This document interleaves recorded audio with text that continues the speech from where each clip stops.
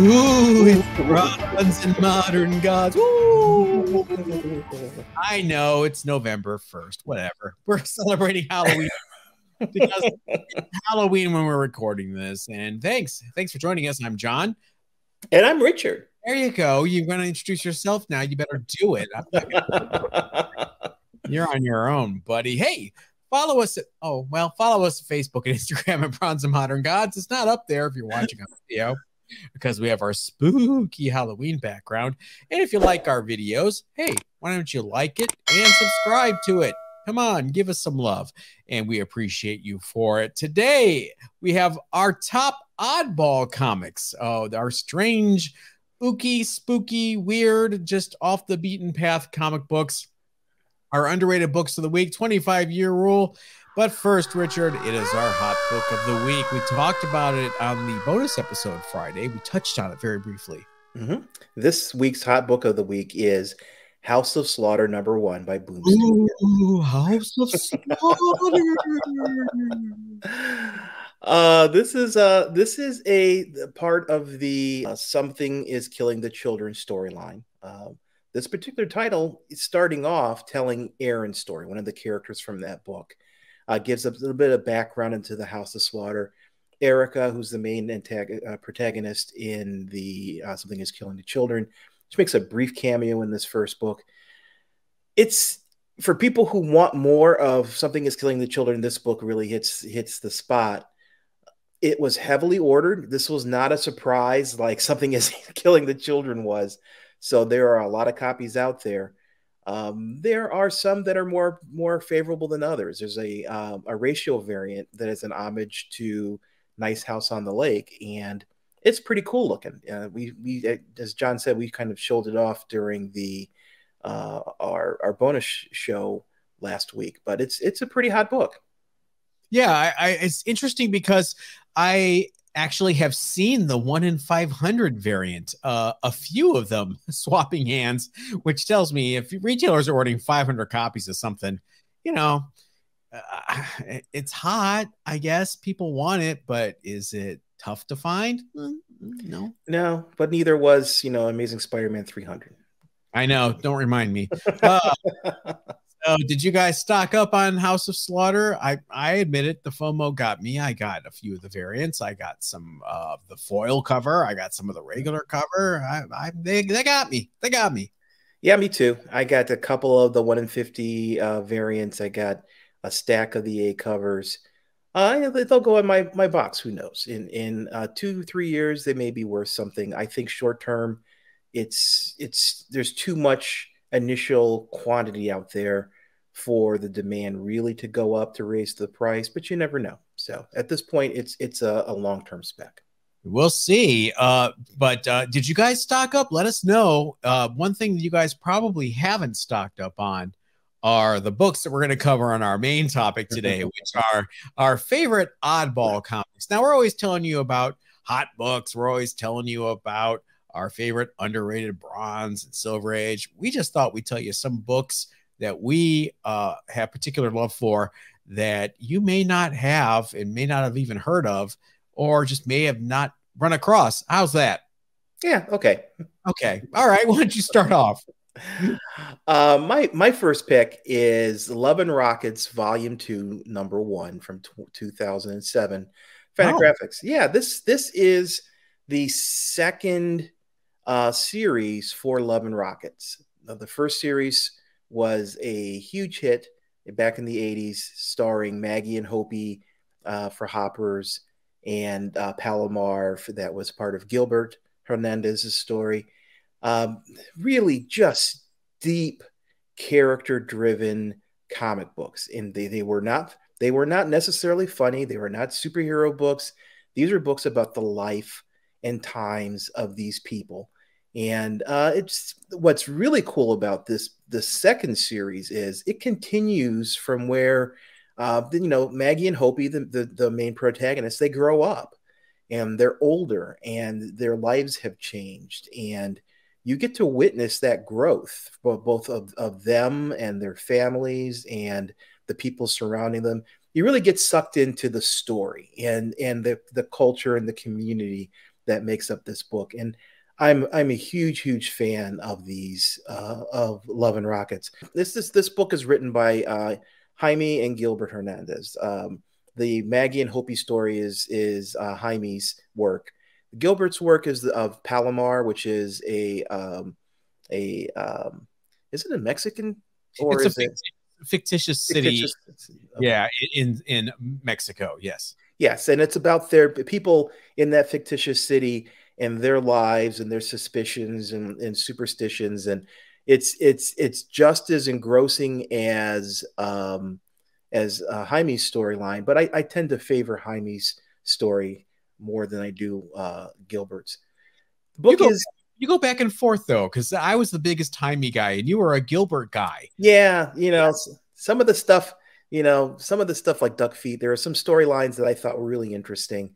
Some supernatural like storylines that were really, really cool. So yeah, I go back and forth with it. The cover for Volume 2 is an homage to cover for Volume 1. It's basically instead of doing different superheroic women in different poses in a lineup, police style lineup, it's basically just Maggie and Maggie from different eras. And it's pretty cool because it kind of highlights the fact that she has changed from Love and Rockets #1, where she was this perky spaceship mechanic, if you could believe that, to, she's now a more mature, both in terms of her body and her personality kind of person. And you get to see that change. Poor Rand Race. Yeah, poor Rand. GPA for this book, there's only 9 books on the census. 6 of them are 9.8s. The last sale was $80 back in April, so it's easy to come by in terms of spending the money. It's definitely worth the read. If you don't pick up this particular book, pick up the trade paperback that's available. Fantagraphics does a great job on those. It's definitely worth reading. If you read the first series, you'll love the second. So the first series was a magazine size and it ran for 50 issues.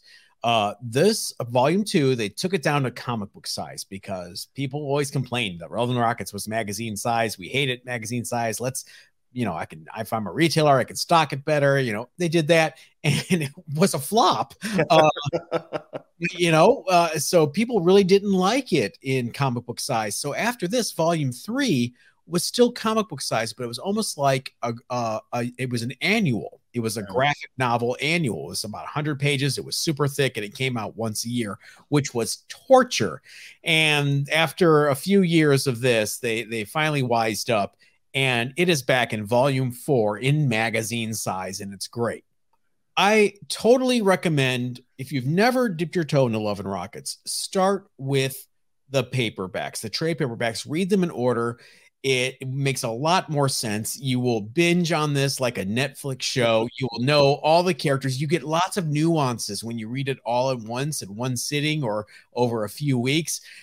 You'll see the character arcs for minor characters in the background that when you're reading it, bi-monthly or quarterly or whenever it was coming out, you don't notice these things. But as you read it in one straight line, you're like, oh, that's what Daffy was up to all that time. It's just, these weird character things happen in the background. Gilbert, I've tried with Gilbert. Luba with her hammer, I love it. But then we get into her daughters, and I kind of get lost. I'm like, so maybe I need to give Gilbert another shot. I sound like every basic Love and Rockets drive-by fan. They all kind of say the same thing. I love Jaime. I don't get Gilbert. Well, Jaime is more approachable in terms of it's more comic booky, superhero comic book. You got Penny Century. You've got it's more adaptable to what you're probably used to reading.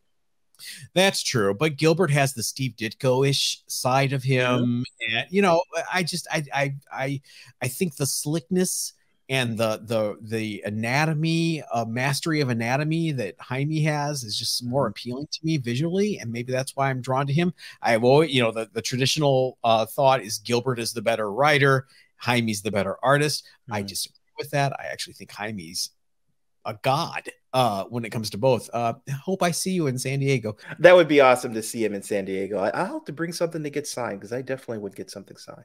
That would be great. All right. My first book is more than just an opportunity for me to say the following sentence. I'm going to whip out my giant-sized man thing.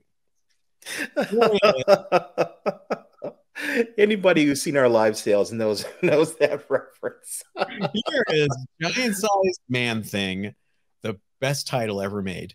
Number 4. This is pretty infamous, not just for the title of the book, but it contains the first solo Howard the Duck story where he fights Gorgo the man frog.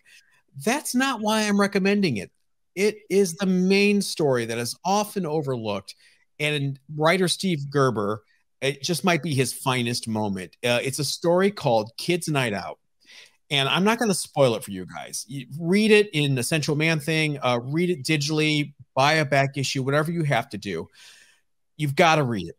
If you've ever felt bullied or othered or a nerd or an outcast, you must read this story. It is something that I can't believe isn't taught in schools almost. Oh, wow. That powerful. Huh?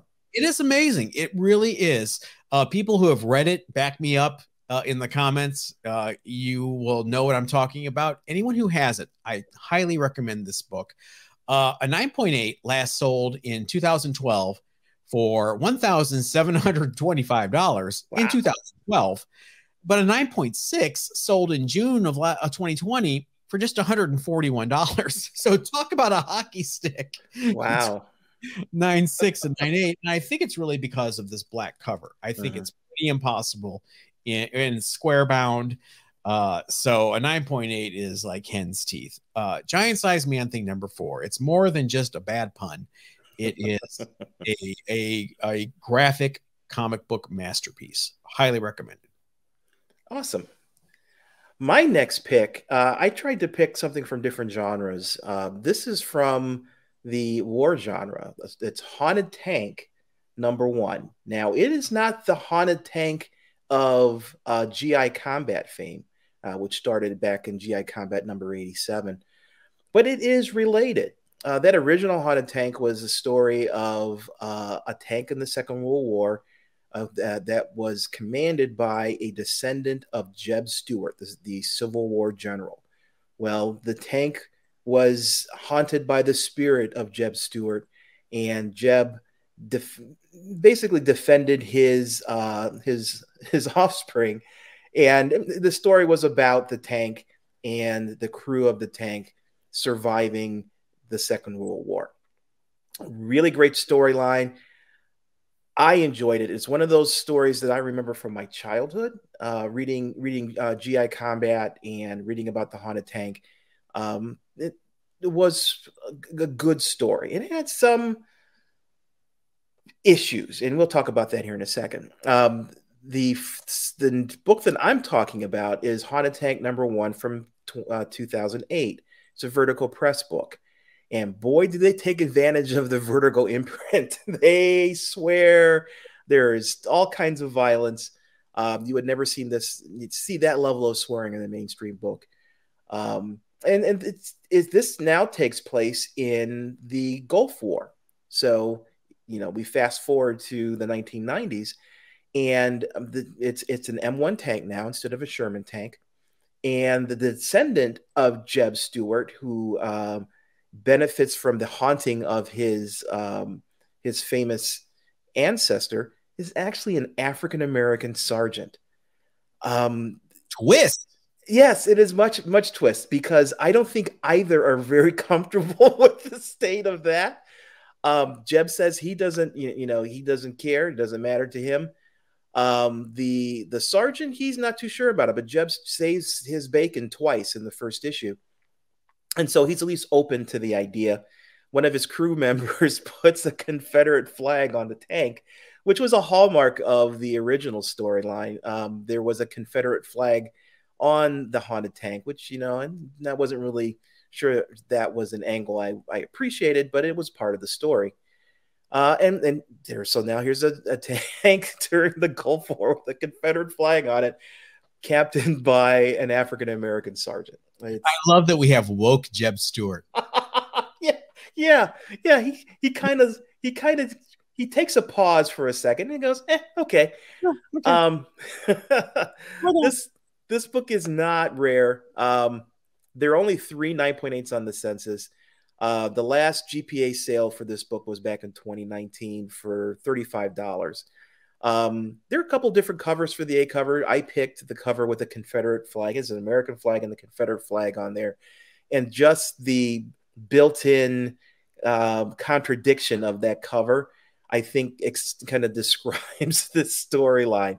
It's a limited series. It only went 5 issues.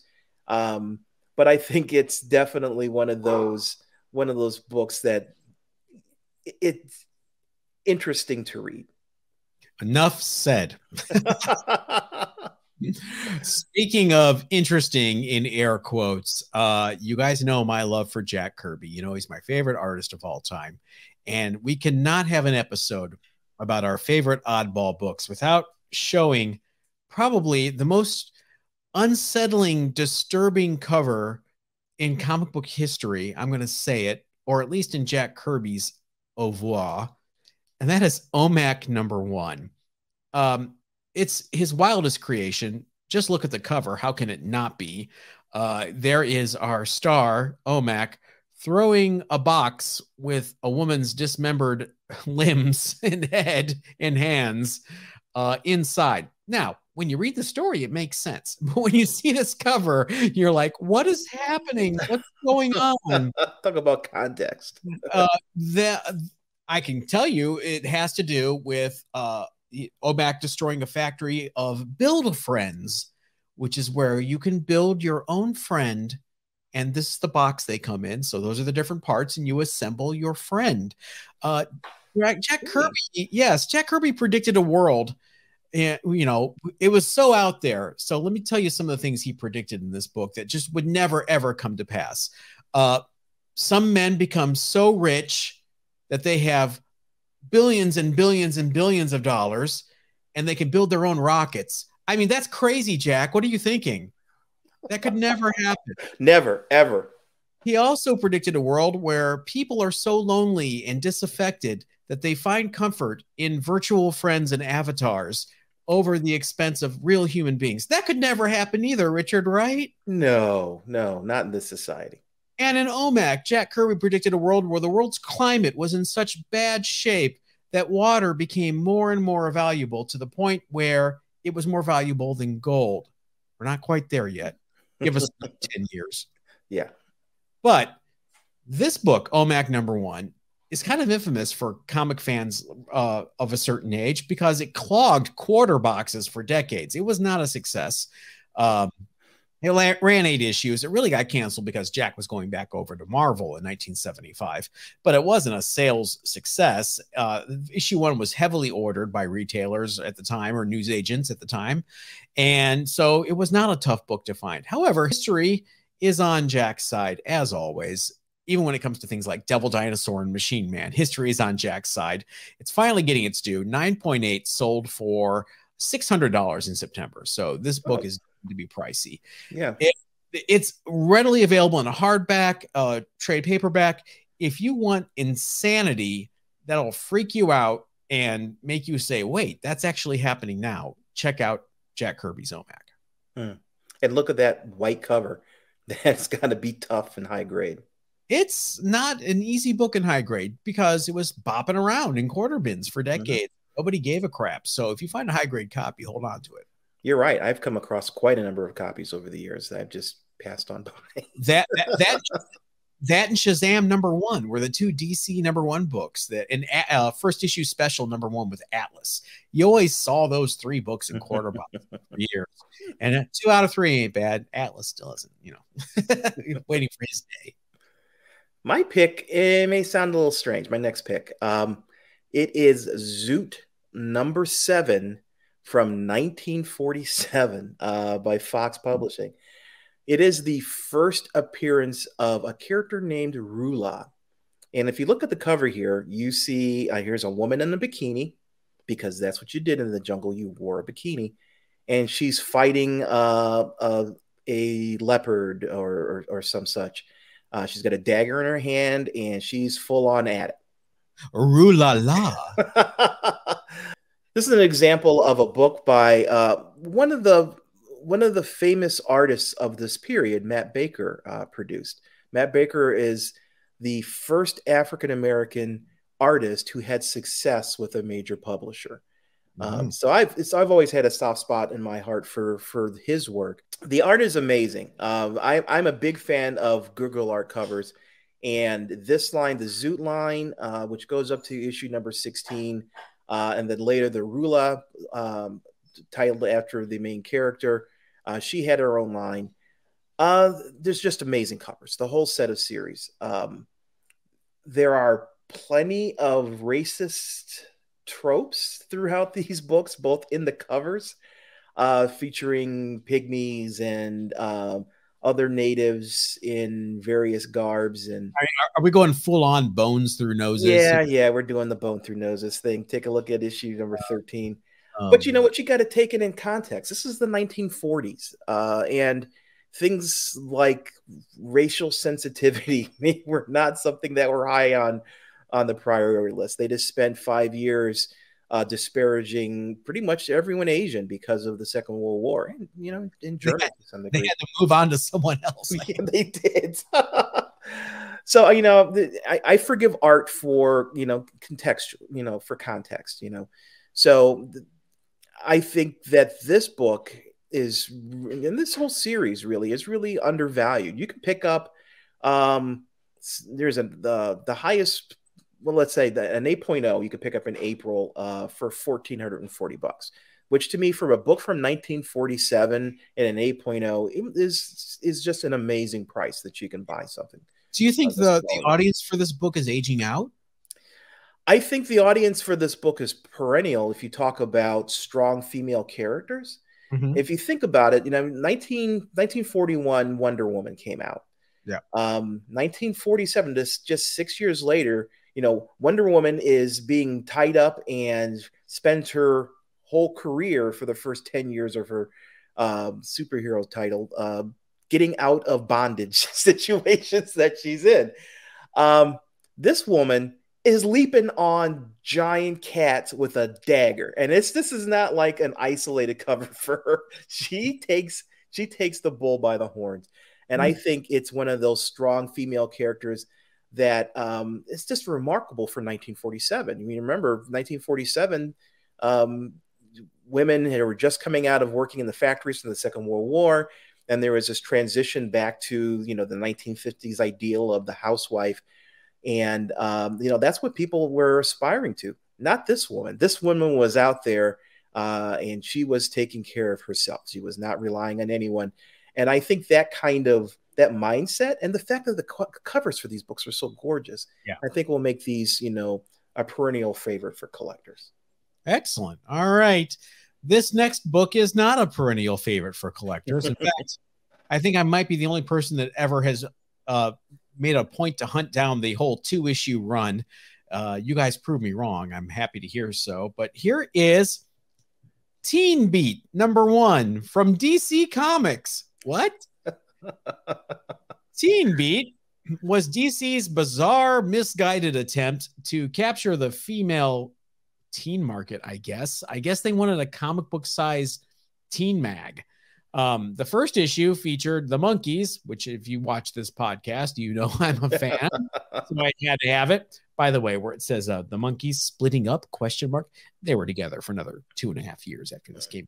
So this is not an easy book. I had to hunt this down for a few years. The highest recorded sale is for a CGC 7.5 this past July for a whopping $150. This is better than a 7.5. I'm thinking this is a 9.2 or so. Oh, get it graded. Yeah, I should. This is highly sought after for Monkees fans. They do look for this book mostly on eBay. And it's funny. It's kind of a combination of some comics in here, some stories. The photographs produce horribly because it's newsprint. Right. Just trying to see DC's older white writers in their 50s try to speak to the groovy gear teens of the 60s. It's really funny. Like, you just get random things like out of sight, in groovy color. Ooh. Wow, that's cringeworthy. With issue number 2, the lawyers for the magazine Teen Beat, which shared the same name, must have come calling because Teen Beat is Teen Beam. Oh boy. Which makes no sense. What's a teen beam? I have no idea. It's just not a teen beat. That's all that matters. But they couldn't resist having the monkeys on the cover yet again. So who's that woman on the cover? That woman there is Peter Noon from Herman's Hermits. So, okay. Peter Noon, she's very effective. That Peter Noon.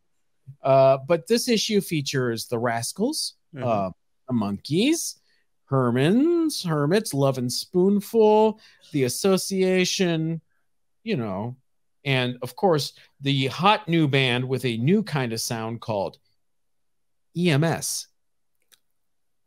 They obviously didn't make it. So, Teen Beat, now available for 12 cents at groovy color at your newsstand. Go get it, teens of today. Oh yeah, I'm sure they'll jump on it. All right, that was more than 50 years ago. Can you believe that? That Teen Beat and Teen Beam came out 50 years ago, Richard? What's half of 50? Well, that would be 25, John. It's the 25-year rule. Hey, smooth like peanut butter, my friend. This week, we go back to 1996, as we do every week for the 25-year rule, and we feature Image Comics, The Darkness, #1. This Witchblade spinoff from Mark Silvestri and Garth Ennis was fairly popular. Issue 1 had 4 different covers. It ran for 40 issues until mid-2001. Yeah, I didn't know it ran that long, volume 1. Later issues, starting around issue 19, actually had newsstand distribution all the way to the end. Image on the newsstands till 2001. I had no idea. So there are newsstand copies of these later issues. The Darkness, fairly popular. I don't think people care about it now. A 9.8 sold this last August for $82. This book has been relaunched twice since then, but it hasn't had a single issue published since 2009. So I think Mark Silvestri is just not interested in does Mark Silvestri work anymore? I don't know. That's a good question. Mark probably just sitting back, living off interest. letting it compound daily. Yeah, there's not a whole lot of interest from what I can see, John. It's funny that the Image founders, most of them consider Mark to be the best artist of all of them. What do you think about that? Who's your favorite Image artist out of the original 6? I'd have to say Jim Lee. Jim Lee, yeah. I can see that. I'm the weirdo that likes Will Spertasio. Oh, really? Yeah, he's kind of gotten lost to history, but his figure work was really dynamic, but his storytelling was difficult to follow. I remember when he was drawing Uncanny X-Men, and I couldn't tell what the blank was going on. Sienkiewicz's bad or not that? No, just like, here's Fitzroy, and he's over here, and he's doing something, and there's like a bunch of captions to make up for the lack of storytelling. Okay, so maybe Wilson isn't my favorite. Oh, how can I forget? Eric Larson. Eric Larson's my favorite. Duh. I am out of it. All right. Did you guys collect Witchblade or The Darkness? I can't think of anybody I know that actually bought those books. No, not me. How about you guys out there? Let us know. Time for us to move on to our underrated books of the week. Richard, yours is a hairy mess.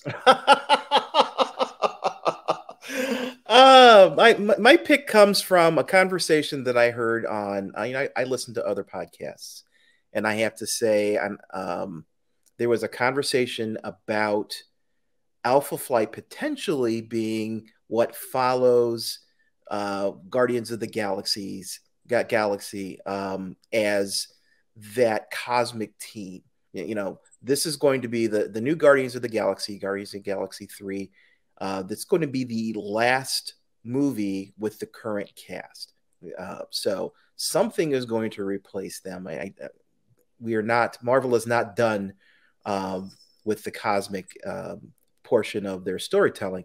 So the thought was maybe Alpha Flight would be the successor, and that made me think, well, Alpha Flight has a number of pretty iconic members in it. Do you think Vindicator or Guardian, whatever area you wanted to mention that particular hero? You got North Star, and you've got it's full of a lot of characters that have history throughout Marvel. One of my favorite characters, though, from that team is Puck. Watch your mouth. Holy Puck. He is a really just energetic character, a little misogynistic, but again, this is the era, this is the context. If you read issue number 5, which is my pick, Alpha Flight number 5, this is what I consider his solo story. He's on the cover. He's doing this series of flips on the cover. And the story is about him and his recovery from an earlier storyline. There aren't any other Alpha Flight members in this other than Shaman. And it tells the story of him kind of doing a whodunit about some missing drugs in the hospital. It's an interesting story. To me, it helps expand the character. But for me, if you're looking for a book for potential value for Alpha Flight, I think this is a really cool book that you can buy right now for almost cover price. I mean, it's not a very sought after book at this point. The last sale on GPA, a 9.8 sold for $105 in June. There are 86 on the census, 71 of them are 9.8s. But I think there's a lot of potential here. I mean, if we look at books from, this is 1983. This is kind of like the sweet spot of John Byrne's work. And I think there's a lot of potential if Alpha Flight becomes something more, becomes a part of the MCU. People are going to be hunting down these kinds of solo stories in the run. And again, they're really, really affordable at this point.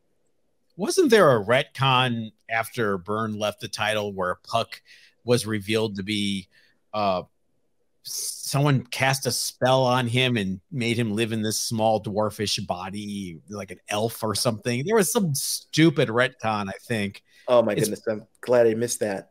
Yeah, it's probably, you guys know in the comments, hit me up.